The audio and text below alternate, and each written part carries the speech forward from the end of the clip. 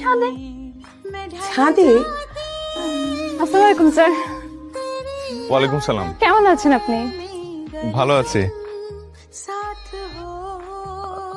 আপনি আমি ইরা।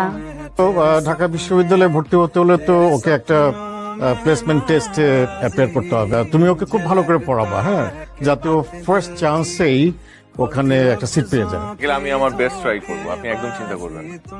ইরা হচ্ছে রিফাত, তোমার টিচার। রিফাত তোমাকে এখন থেকে পড়াবে, ঠিক আছে?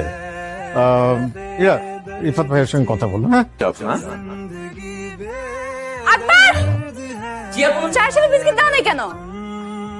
কোন দিন এসে আমার বই নষ্ট করে ফেলেন, এখন কি পড়বো? সরি বললেই সবকিছু সলভ হয়ে যায়, এত ইজি। আকবর স্যার, আজকে আমার পড়ার মুড নাই। আপনি পরের মতো আমার নাম ধরে ডাক দিবে আবার। আসি। না